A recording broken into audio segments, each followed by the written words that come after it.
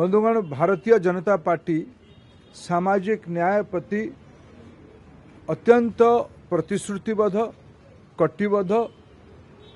आम जहाँ कहीलु जे ओडिशा रे आमर अतीत अभियोग थिला, आरोप थिला जे ओडिशा एकमात्र राज्य जोठी सामाजिक न्याय को अणदेखा कर जोड़िक संविधानिक अधिकार 90 मसीह मंडल कमिशन लागू हैला परे भी आज को पाखापाखी 35 वर्ष हो गला।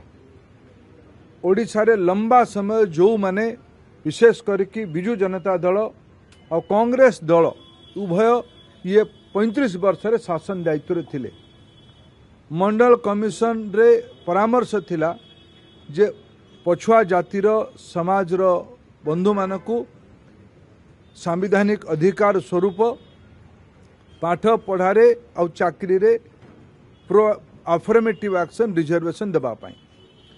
भारत वर्षर एकमात्र राज्य ओडिशा जोथिरे कि एससी बीसी तालिका को ग्रहण करा जाउ नथला। विभिन्न प्रकार बहाना करा जाउथला, कोर्ट कचेरी रो बहाना देखा जाउथला, छद्म सर्भेर प्रहसन करा जाइथला अतीत रे। जगह याकू सबको ओडिशार सामाजिक न्याय पई बड़ कुठारघात होता। आमे निर्वाचन पूर्वर प्रतिश्रुति देइथिलु जे भारतीय जनता पार्टी रो डबल इंजिन सरकार ओडिशा रे हेले आमे ये विसंगति को आमे ठीक करिवु।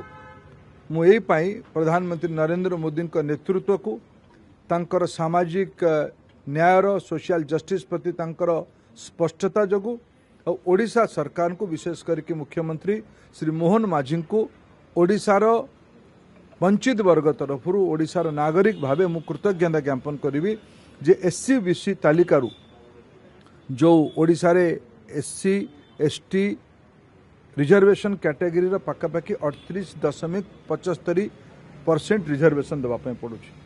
सुप्रीम कोर्ट रो गोटे सीलिंग अच्छी 50% भितर रिजर्वेशन रहिबो आउ 11.25% रिजर्वेशन बढ़ुला।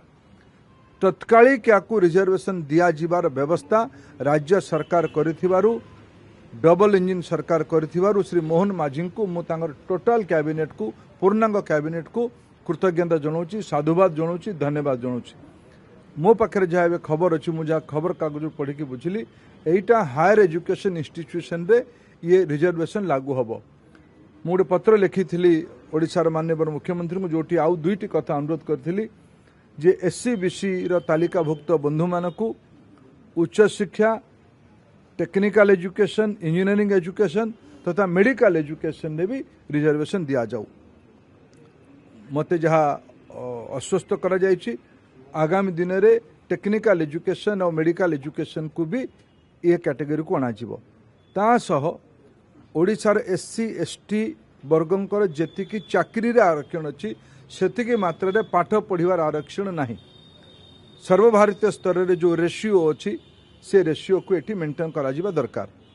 तृतीय, देश रे एक ऐतिहासिक निर्णय प्रधानमंत्री नरेंद्र मोदी नैचंती विगत 6 वर्ष है। उच्च वर्गर फॉरवर्ड कास्टर गरीब पिला मानकू भी सामाजिक न्याय वंचित न करा जाऊ, तांको भी पाठ पढ़िबार सुजोग दिया जाऊ, चाकरी सुजोग दिया जाऊ।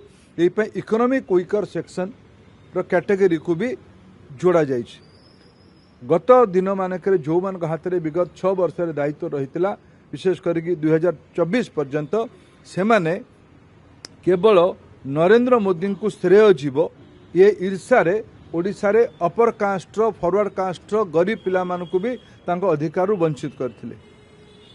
याकू भी मु अनुरोध करछि श्री मोहन माझी को पत्र लिखिकी जे यही तीनोटी विसंगति को भी आपण पूर्णांग पूरा ठीक करंतु। आपण आरंभ काम करिसंती, भल दिगरे काम आरंभ होईछि, भल मन रखी करिसंती। या पय मु साधुवाद देबा सह धन्यवाद देबा सह आरो व्यवस्था गुडी को खूब शीघ्र जोड़ीवार अपेक्षा रखुछि।